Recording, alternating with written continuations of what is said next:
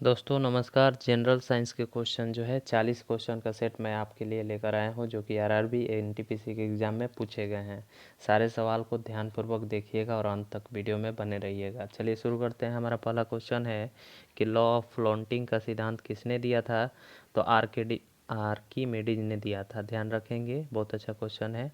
दूसरा प्रश्न है कि इलेक्ट्रॉन, प्रोटॉन, न्यूट्रॉन तथा प्रोटॉन इनमें से सबसे बड़ा कण कौन सा है? तो ध्यान रखेंगे, सबसे बड़ा कण जो है वो इलेक्ट्रॉन होता है। ध्यान रखेंगे। अगला प्रश्न कि दूध को उबालने का की जो पश्चता होती है वो कितनी होती है? तो 100 डिग्री सेल्सियस पे उबाला जा सकता है। ठीक है। अगर पानी के क्वथनांक की बात किया जाए तो पानी को भी 100 डिग्री सेल्सियस पे उबाले जाते हैं, लेकिन वो वायुमंडलीय दाब पर निर्भर करता है। ध्यान रखेंगे। इसमें आपको 3 क्वेश्चन मिले कि एक तो दूध की उबालने की जो पश्चता है वो कितनी होती है? 100 डिग्री, और पानी का भी 100 डिग्री, लेकिन क्वथनांक की बात किया जाए तो वो वायुमंडलीय दाब पर निर्भर करती है किसी भी तरह का। तो ये वाले ऑप्शन में अगर क्वथनांक की बात किया जाए और ऑप्शन में जो है वायुमंडलीय दाब का वर्णन हो तो वायुमंडलीय दाब वाला आंसर होता है। ठीक है। अगला प्रश्न कि कौन सा तत्व रासायनिक रूप से धातु और अधातु दोनों के समान कार्य करता है? तो ध्यान रखिएगा, धातु और अधातु के समान कार्य करने वाला बोरोन होता है। ठीक है। अगला प्रश्न जो है वयस्क के मानव ढांचा में कितनी हड्डियां पर आधारित होता है? तो 206 हड्डियां होता है। अगर बात किया जाए शिशु में हड्डियों की संख्या तो 300 होती है, 300। अगला प्रश्न देखते हैं, एगमार क्या है? तो एगमार देखो, एक कोई भी वस्तु, सामान या माल होता है ना, उन्हीं की क्वालिटी गारंटी का मोहर देने वाला एक एगमार्क होता है। ठीक है। इसका प्रयोग जो है जैसे कि आईएसओ हो गया। आईएसओ मैंने एक वीडियो में आप लोग को बताया 1947 में इसकी स्थापना की गई थी, जो मानकीकरण जिसे कहा जाता है। तो ध्यान से याद रखेंगे इस बात को कि प्रयोग करने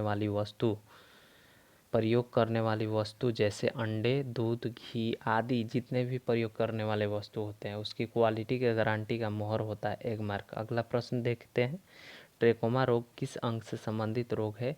तो यह आँख से संबंधित रोग है। ध्यान रखेंगे। और आँख के बारे में बात कर दूं तो आँख के होने वाली बीमारी जो है सिर्फ और सिर्फ विटामिन ए की कमी से होती है।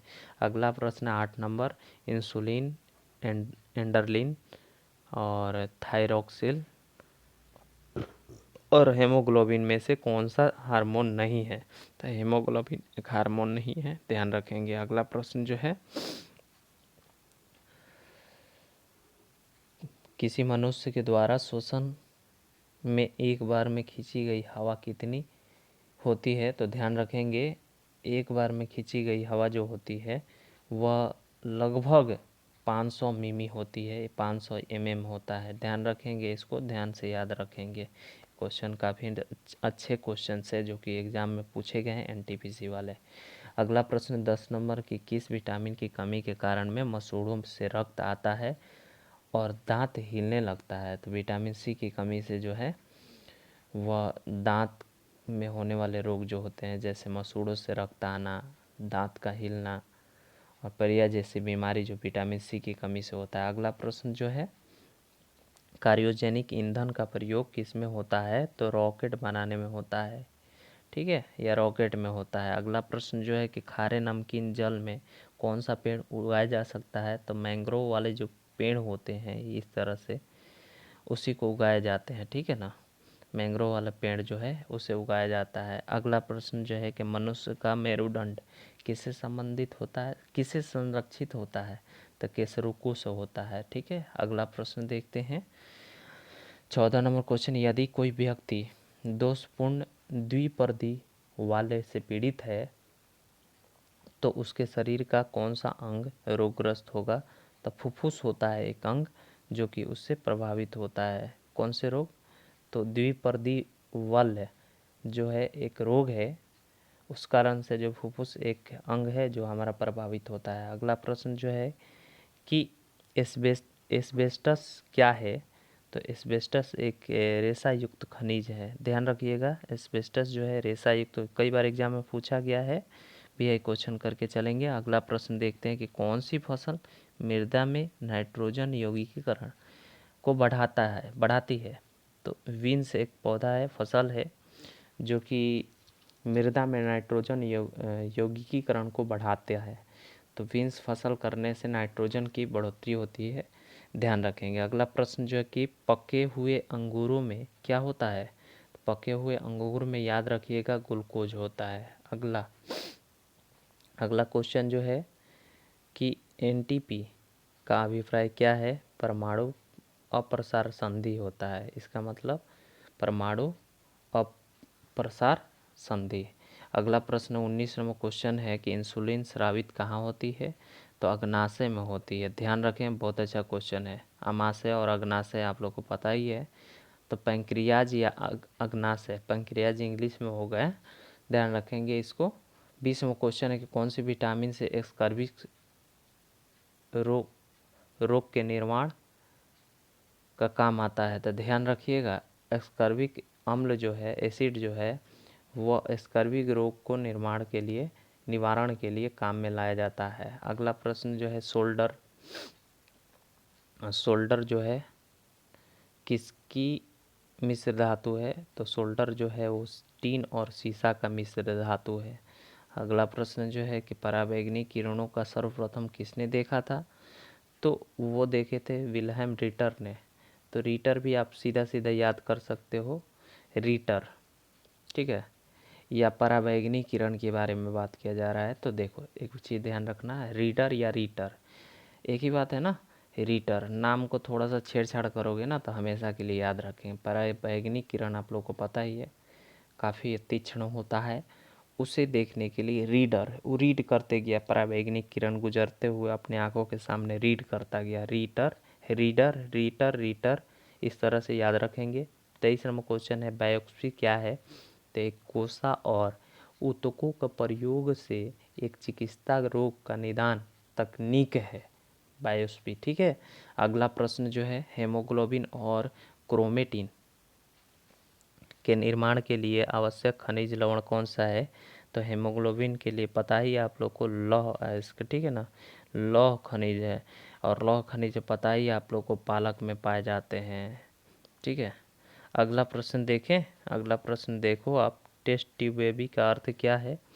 तो टेस्ट ट्यूब बेबी का अर्थ होता है ट्यूब से निषेचन होने वाला, यानी कि ट्यूब से होने वाले बेबी को कहा जाता है। अगला प्रश्न जो है 26 नंबर के फेरिक ऑक्साइड में लोहे की संयोजकता क्या है? तो 3+ होता है, 3+ होता है। अगला 27 नंबर बैटरी का धन ध्रुव क्या होता है? तो एनोड होता है।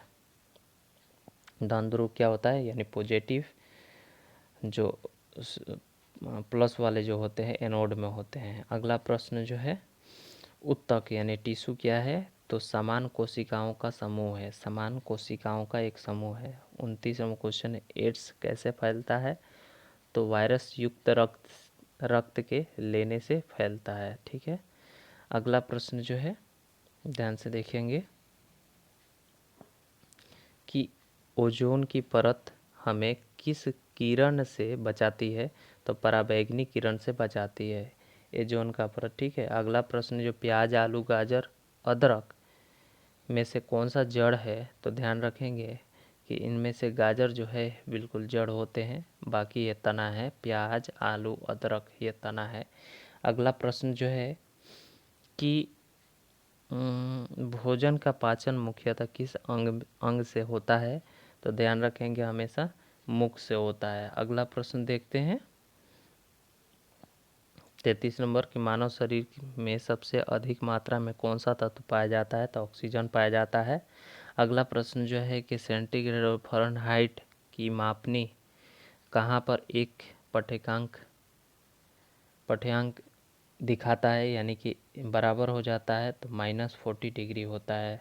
अगला प्रश्न देखिएगा, इस वाले क्वेश्चन में काफ़ी कन्फ्यूजन में हो जाते हैं बच्चे। जब 40 डिग्री सेल्सियस भी देता है ना तो उस समय भी दिक्कत होती है, ठीक है, या फ़ारेनहाइट भी देता है तो एक ही बात होता है, माइनस यहाँ लगना चाहिए, माइनस लगा हुआ होना चाहिए।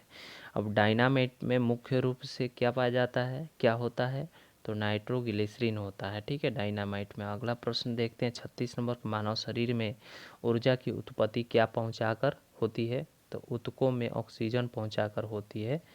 ऊर्जा की उत्पत्ति। ठीक है, अगला प्रश्न जो है कि सूक्ष्मतम जीवित कोशिका कौन सा है, तो माइक्रोप्लाज्मा, प्लाज्मा या फिर माइक्रोप्लाज्मा कह सकते हैं। अगला प्रश्न जो है कि 37वां को कौन सा पौधा तना छिद्रक कीट से खराब रूप से प्रभावित होता है, तो गन्ना है। कौन सा है, गन्ना। अगला प्रश्न जो है कि कौन सा राज्य तांबे के एक प्रमुख उत्पादक है, तो राजस्थान।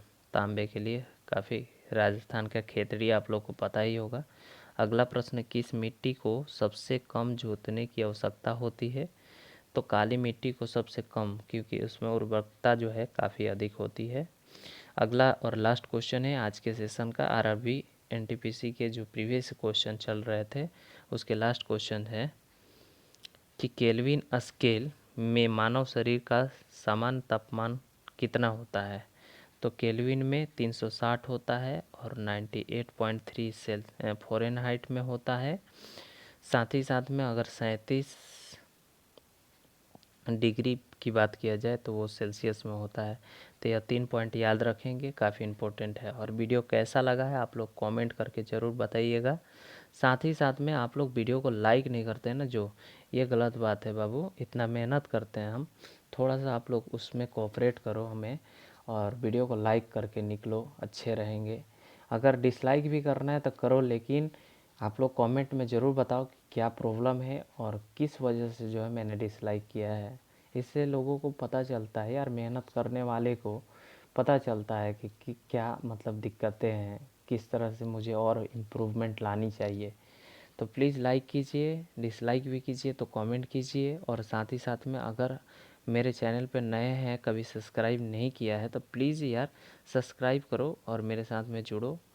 ठीक है, चलो मिलते हैं अगले क्लास सेशन में। आज के लिए बस इतना ही, इसके पार्ट 2 वीडियो लाएंगे ज़रूर।